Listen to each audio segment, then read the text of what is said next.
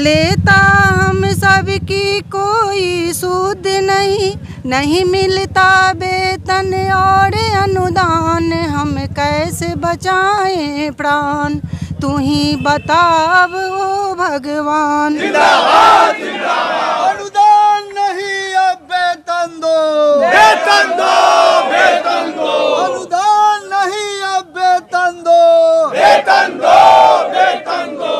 जैसा कि आप देख सकते हैं पटना के गर्दनी बाग में बिहार राज्य समृद्ध डिग्री महाविद्यालय शिक्षक केतौर कर्मचारी महासंघ द्वारा आज यहाँ पे रोषपूर्ण धरना प्रदर्शन किया जा रहा है। मैं जानना चाहता हूँ कि आपकी मांगे क्या है और क्यों आपको यहाँ पे आना पड़ा। हमारी मांग है कि 2008 में सरकार वित्त रहित शिक्षा नीति समाप्त जो किया था उसमें अनुदान छात्रों के उत्तीर्णता के आधार पर अनुदान देने का प्रावधान किया था, लेकिन जो प्रावधान किया गया आज हम लोगों को 8 साल से अनुदान बकाया है। इसलिए पहली मांग है कि हमारा जो 8 साल का बकाया अनुदान है वह अनुदान जल्द से जल्द भुगतान किया जाए। उसमें भी जो तय हुआ था उसमें पिछले साल से 1.5 करोड़ रुपया प्रत्येक महाविद्यालय का राशि निश्चित कर दिया गया है, जबकि उन महाविद्यालयों का 3 करोड़ 4 करोड़ रुपया उस सत्र का बकाया है। दूसरा हमारी मांग है कि अनुदान भुगतान के साथ साथ हमारी समस्याओं के अस्थायी समाधान के लिए सभी महाविद्यालय को अंगीभूत किया जाए। अगर एक बार में अंगीभूत संभव नहीं है तो घाटा अनुदान और अंगीभूत 2 चरण में इसको कम से कम सरकार जल्द से जल्द समाप्त करे। इसलिए हमारी मुख्य मांग है पहला कि बकाया अनुदान का भुगतान किया जाए, दूसरा सरकारीकरण या घाटा अनुदान दिया जाए, और तीसरा संबद्ध महाविद्यालयों में संबद्धता के संबंध में सरकार के द्वारा 12 साल 13 साल तक फाइल को दबा के रखा गया। जब कोर्ट के द्वारा संज्ञान में लाया गया तो सरकार आनन फानन में करेंट स्थिति से उन महाविद्यालयों को अनुदान संबंधन दिया, और इस बीच में लड़के पास होते रहे। अगर उनका संबंधन कंटिन्यू नहीं होता है तो उन छात्रों के भविष्य का क्या होगा। चौथा, संबद्ध महाविद्यालय में जिसमें इंटर की पढ़ाई संयुक्त रूप से चलती है उन महाविद्यालयों में इंटरमीडिएट काउंसिल एक्ट 1992 के तहत पढ़ाई चलती है, जिसमें यह प्रावधान है कि अलग से डिग्री महाविद्यालय को इंटर का संबंधन नहीं लेना है। जिनका डिग्री का संबंधन है उसी के आधार पर इंटर का संबंधन माना जाएगा। आज इंटरमीडिएट काउंसिल जो आज बिहार स्कूल एग्जामिनेशन बोर्ड के तहत कार्यान्वित है उसके द्वारा उसके मुख्य कर्ता आनंद किशोर जी के द्वारा तानाशाही प्रक्रिया अपनाई जा रही है, और उन महाविद्यालयों को अनुदान बंद करने की साजिश रची जा रही है। आखिर क्या वजह है कि आपकी अनुदान बंद की जा रही है, जरा बताएंगे। देखिए, अनुदान बंद करना का जो साजिश है, सरकार चाहती है कि लोग निरक्षर रहेंगे तो हमारी बात मानेंगे। प्रोफेसर स्वर्गीय रघुवंश प्रसाद सिंह कहा करते थे कि समाजवादी शिक्षकों का दुश्मन होता है। ये चाहता ही नहीं है कि पढ़े लोग, ये लोग चाहता है कि जो अनपढ़ रहेगा तो संगठित नहीं होगा तो हमारा राज चलते रहेगा। और देखिए, इनका जो अनुदान बांटने का तरीका है कि लड़कों के छात्रों के परीक्षा फल आधार अनुदान देते हैं विश्वविद्यालय को। और आप जानते हैं कि बिहार में विश्वविद्यालय का नाम हो गया है वसुलक विश्वविद्यालय।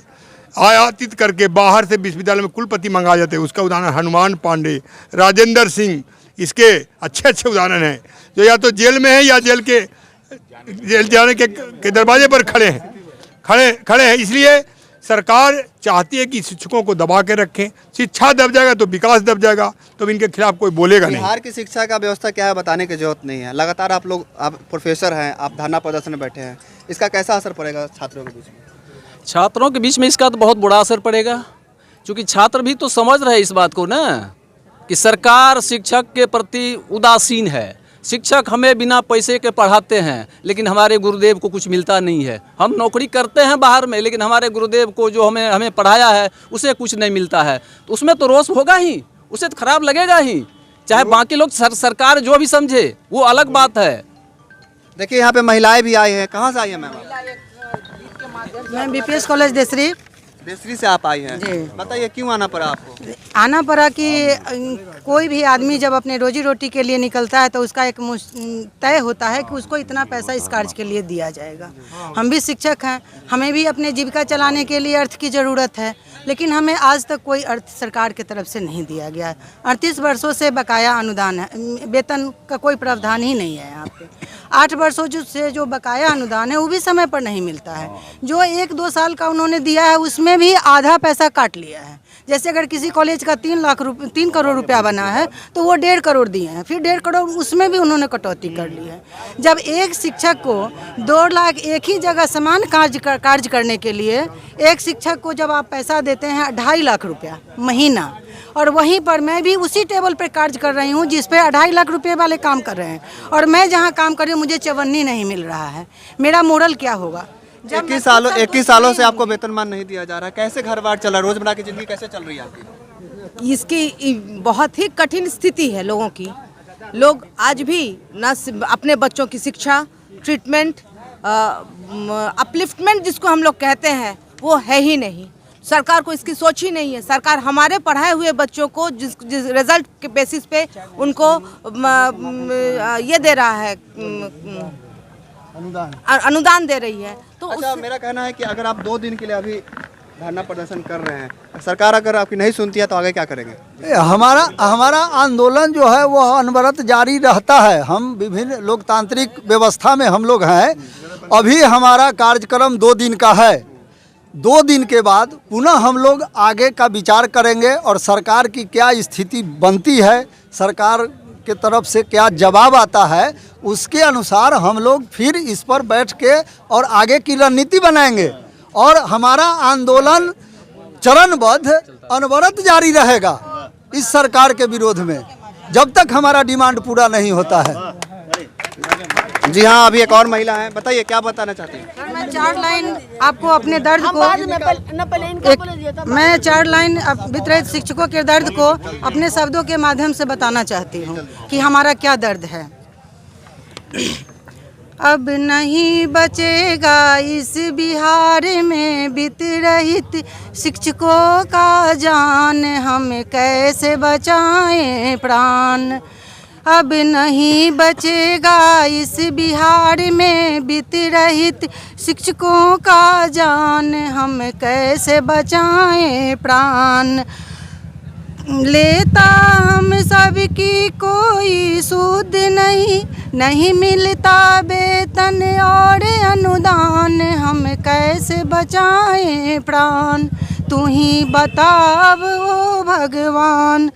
38 वर्षों से मिला नहीं वेतन, 8 वर्षों से लंबित है अनुदान, हम कैसे बचाएं प्राण। तू ही बताब ओ भगवान।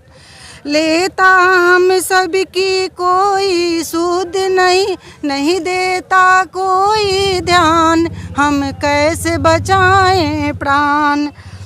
प्रतिदिन मरते वितरित शिक्षक रोटी और दवा के लिए, नहीं मेरे लिए कोई वेतन का प्रावधान, हम कैसे बचाएं प्राण।